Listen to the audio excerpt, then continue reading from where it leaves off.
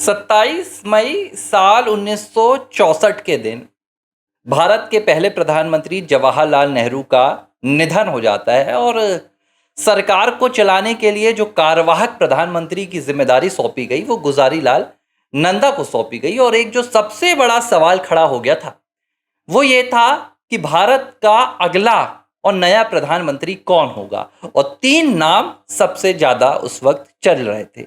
पहला नाम था गुजारीलाल नंदा जो कार्यवाहक प्रधानमंत्री थे। दूसरा नाम था मोरारजी देसाई और जो तीसरा नाम था वो था लाल बहादुर शास्त्री का। अब उस वक्त के जो कांग्रेस अध्यक्ष थे के कामराज, उन्होंने प्रधानमंत्री की कुर्सी के लिए मोरारजी देसाई से ज्यादा लाल बहादुर शास्त्री को उपयुक्त समझा। और इसके पीछे अपने कुछ मायने थे, क्योंकि मोरारजी देसाई प्रधानमंत्री की कुर्सी पर अपनी दावेदारी ठोक रहे थे और तब कांग्रेस के उन दिग्गज नेताओं को यह बात उतनी पसंद नहीं आई। कांग्रेस के नेताओं का कहना था कि भाई अभी प्रधानमंत्री जो रहे हैं जवाहरलाल नेहरू, उनके शव का अंतिम संस्कार भी नहीं हुआ है और आपने कुर्सी पर अपनी दावेदारी ठोकनी शुरू कर दी। तो इसे लेकर उस वक्त के जो दिग्गज कांग्रेस नेता थे उन्होंने मोरारजी देसाई का कहीं ना कहीं विरोध किया और लाल बहादुर शास्त्री को प्रधानमंत्री के अगले उम्मीदवार के तौर पर चयन किया। 27 मई 1964 से 9 जून तक गुजारी लाल नंदा ने कार्यवाहक प्रधानमंत्री की जिम्मेदारी निभाई और 9 जून को नन्ही कद की ऊंची सोच वाले लाल बहादुर शास्त्री, जो उत्तर प्रदेश के मुगलसराय से आते थे, उन्होंने प्रधानमंत्री पद की शपथ ली। और लाल बहादुर शास्त्री की शपथ के बाद अचानक पूरी कांग्रेस पार्टी का माहौल बदलने लगा। अब तक जो चर्चा चलकर आती थी कि क्या जवाहरलाल नेहरू की सियासी विरासत को इंदिरा गांधी संभालेंगी और उनके बिना अगर कोई और प्रधानमंत्री बनेगा तो शायद उसे जनता पसंद नहीं करेगी।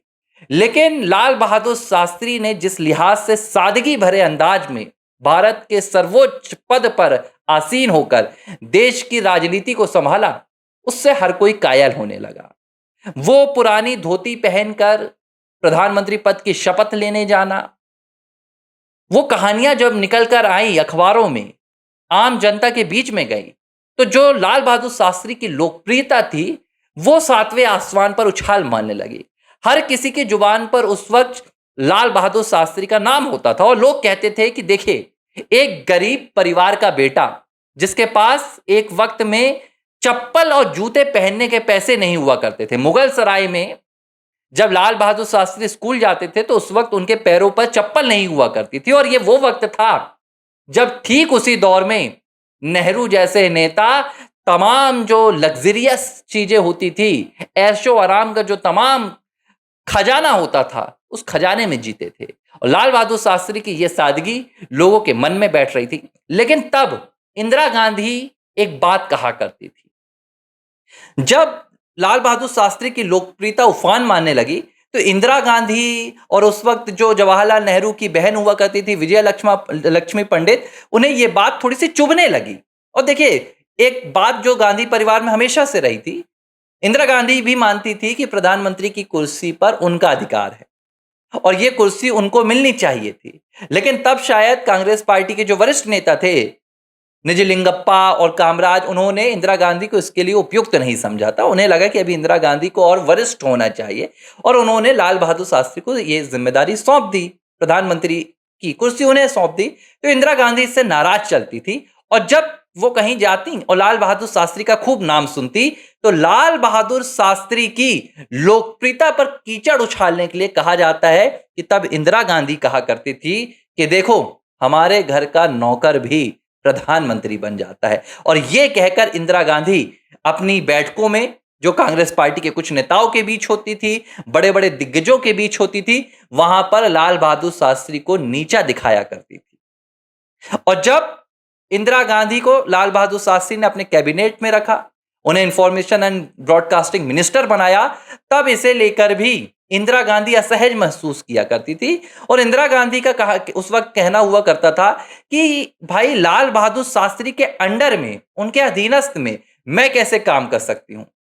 लेकिन तब कुछ कांग्रेस नेताओं ने कहा कि देखिए, ये आपके लिए टेम्परेरी पोस्ट है, आप इस पर काम कीजिए। लेकिन कभी भी लाल बहादुर शास्त्री और इंदिरा गांधी के बीच संबंध अच्छे नहीं थे। और इसकी जो सबसे बड़ी मिसाल सामने आई, जो सबसे बड़ी जानकारी सामने आई, वो ठीक जवाहरलाल नेहरू की मृत्यु के बाद सामने आई। कैसे? जब 9 जून को लाल बहादुर शास्त्री ने साल 1964 में भारत के प्रधानमंत्री पद की शपथ ली, तब प्रधानमंत्री का जो आधिकारिक निवास होता था वो त्रिमूर्ति भवन हुआ करता था। लेकिन तब लाल बहादुर शास्त्री त्रिमूर्ति भवन में जाकर ना रहने लग जाएं, एक मुगल सराय का छोटी कद का गरीब का बेटा त्रिमूर्ति भवन में रहेगा, जहां पर पंडित जवाहरलाल नेहरू रहा करते थे। यह बात शायद तब गांधी परिवार को सहन नहीं हुई थी और इंदिरा गांधी ने तत्काल त्रिमूर्ति भवन को प्रधानमंत्री आवास से बदलवाकर संग्रहालय घोषित करवा दिया, ताकि उस घर में कोई और कदम न रख पाए जहां पर कभी जवाहरलाल नेहरू रहा करते थे। इस तरह लाल बहादुर शास्त्री को त्रिमूर्ति भवन में जाने से इंदिरा गांधी ने रोका था। इस कदर कांग्रेस पार्टी की और गांधी परिवार की जो एक सोच हमेशा से रही है कि भाई कोई गरीब ऊपर अगर आए तो या तो वो गांधी परिवार के आगे सर झुकाए या गांधी परिवार का रिमोट कंट्रोल बन जाए। लेकिन लाल बहादुर शास्त्री उन दिनों उफान मारने लगे। ठीक प्रधानमंत्री बनने के 1 साल बाद 1965 में पाकिस्तान ने भारत पर हमला कर दिया और पाकिस्तान के साथ लड़ाई में लाल बहादुर शास्त्री ने वो नारा दिया जो आज 60-70 साल बाद भी उसी ऊर्जा के साथ जीवित है, और यह नारा था जय जवान का जय किसान का। पाकिस्तान के साथ जब युद्ध चल रहा था तो कुछ खबरें आई कि आर्थिक हालात भारत के बिगड़ रहे हैं। तब के प्रधानमंत्री लाल बहादुर शास्त्री ने कह दिया कि जब तक भारत के आर्थिक हालात नहीं सुधरेंगे, मैं प्रधानमंत्री पद की जो तनख्वाह होती है वो नहीं लूंगा। और खास बात यह है कि उस वक्त एक कार ली थी लाल बहादुर शास्त्री ने, वो कार भी उन्होंने किस्तों में ली थी, जिसकी किस्त बाद में लाल बहादुर शास्त्री की मृत्यु के बाद उनके परिवार वालों ने चुकाई थी। ये थी लाल बहादुर शास्त्री की ईमानदारी। और जब भारत पाकिस्तान के युद्ध के बाद भारत की जीत होती है और पूरे देश में जय जवान जय किसान का नारा देने वाले छोटी कद की ऊंची सोच वाले प्रधानमंत्री लाल बहादुर शास्त्री की लोकप्रियता उफान मारती है, तो गांधी परिवार की इंदिरा गांधी इससे भौचक्का रह जाती हैं और इंदिरा गांधी बार बार काट ढूंढने लगती हैं। और इसी के बाद एक बड़ा कलेश निकलकर सामने आता है इंदिरा गांधी और लाल बहादुर शास्त्री के बीच। एक किताब है, ये किताब तब के एक कांग्रेस के नेता के द्वारा ही लिखी गई थी और इस किताब में उन्होंने बड़ा चौंका देने वाला खुलासा किया है।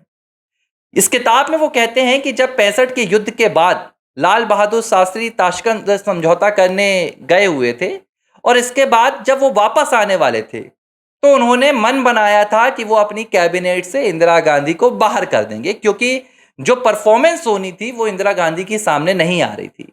और ये बात कहीं ना कहीं इंदिरा गांधी को पता चल गई थी। अब मुझे नहीं पता कि ये बातें उस वक्त कितनी सच थीं, लेकिन कहा जाता है कि इंदिरा गांधी पूरी तरह से लाल बहादुर शास्त्री के खिलाफ हो गई थी। और फिर ताशकंद समझौता आता है। ताशकंद समझौते के एक दिन बाद रहस्यमय तरीके से लाल बहादुर शास्त्री का निधन हो जाता है। कहा गया कि उन्हें हार्ट अटैक आया, लेकिन उनकी मौत को लेकर, उनके निधन को लेकर आज भी अलग अलग थ्योरीज सामने आती हैं। उनमें से एक थ्योरी जो सामने आती है वो कहती है कि लाल बहादुर शास्त्री के निधन से उस वक्त जो सबसे बड़ा फायदा हुआ वो किसी और को नहीं बल्कि इंदिरा गांधी को हुआ था, क्योंकि इंदिरा गांधी प्रधानमंत्री बनने के लिए बेताब थी। देखिए, मैं ये नहीं कह रहा हूं कि मौत का कनेक्शन क्या था, लेकिन निधन के बाद जो राजनीतिक फायदा हुआ वो इंदिरा गांधी को हुआ, क्योंकि लाल बहादुर शास्त्री के रहते इंदिरा गांधी का प्रधानमंत्री बन पाना मुश्किल था। और एक जो सबसे बड़ा संकट आ रहा था वो विरासत की सियासत पर आ चुका था, क्योंकि अगर लाल बहादुर शास्त्री का कार्यकाल लंबा चल जाता तो यह तय हो जाता कि सिर्फ गांधी परिवार, नेहरू गांधी परिवार ही नहीं, बल्कि नेहरू गांधी परिवार के अलावा भी भारत को एक सक्षम नेतृत्व कोई और दे सकता है। यह बात लाल बहादुर शास्त्री साबित कर रहे थे। लेकिन अचानक उनका निधन हो जाता है और निधन के बाद जो उनकी पूरी लोकप्रियता है वो चली जाती है। अचानक इंदिरा गांधी प्रधानमंत्री बन जाती हैं और उन्होंने एक बार फिर से विरासत की सियासत को गूंज देनी शुरू कर दी। आज भी 65 से 70 साल बाद गांधी परिवार इसी तरह की विचारधारा को लेकर आगे बढ़ रहा है। तब लाल बहादुर शास्त्री को त्रिमूर्ति भवन में नहीं जाने दिया गया था और साल 2004 में इंदिरा गांधी की बहू सोनिया गांधी ने यही कुछ नरसिम्हा राव के साथ भी किया था। जब नरसिम्हा राव का निधन हो जाता है और उनके शव को 24 अकबर रोड यानी कि तब के कांग्रेस मुख्यालय के सामने ले जाया जाता है कि कांग्रेस मुख्यालय में रख दिया जाए ताकि जो कांग्रेसी हैं वो उनके अंतिम दर्शन कर सके। लेकिन तब कहा जाता है कि सोनिया गांधी ने नरसिम्हा राव का शव कांग्रेस पार्टी के मुख्यालय के भीतर आने नहीं दिया था और वजह थी 1992 में नरसिम्हा राव के कार्यकाल के दौरान बाबरी मस्जिद का ध्वस्त हो जाना। इस तरह कांग्रेस पार्टी और गांधी परिवार हमेशा से उन नेताओं के खिलाफ कुंठित भाव रखता है जो नेता गांधी परिवार की जी हुजूरी ना करते हुए देश के प्रति सच्ची भावना रखते हैं। और लाल बहादुर शास्त्री के साथ भी यही हुआ। महात्मा गांधी और लाल बहादुर शास्त्री दोनों का जो जन्म दिवस आता है वो 2 अक्टूबर के दिन आता है। इस देश ने महात्मा गांधी के जन्मदिन को छुट्टी दे दी। इस देश ने महात्मा गांधी के जन्म दिवस को धूमधाम से मनाया, स्कूलों से लेकर कॉलेज तक। लेकिन कहीं ना कहीं वो जय जवान जय किसान का नारा देने वाले लाल बहादुर शास्त्री को भुलाता गया। लेकिन अब दौर बदल रहा है। आज का जो जेनजी है वो लाल बहादुर शास्त्री की कहानियां पढ़ता है। आज का जो जेनजी है वो ताशकंद के उस रहस्यमय दिन को खोजने में जुटा रहता है कि आखिर कैसे हुई थी लाल बहादुर शास्त्री की मौत। और आज उनके जन्मदिवस के मौके पर मुझे लगा कि एबीसी हिंदी पर आपको ये सच बताना चाहिए किस कदर लाल बहादुर शास्त्री के साथ बर्ताव हुआ करता था और वो किस कदर अपनी क्षमताओं के दम पर भारत को दुनिया का सबसे बड़ा और सबसे ताकतवर देश बनाने की मुहिम में जुटे थे। आज लाल बहादुर शास्त्री सामने नहीं है, लेकिन उनकी वो सादगी भरी जीवन की कहानियां, एक कहानी मैं आपको और सुना देता हूं। छोटी सी कहानी है, ज्यादा वक्त आपका नहीं लूंगा। जब लाल बहादुर शास्त्री रेल मंत्री हुआ करते थे, रेलवे मिनिस्टर, तब उन्होंने अपनी मां को यह बात नहीं बताई थी।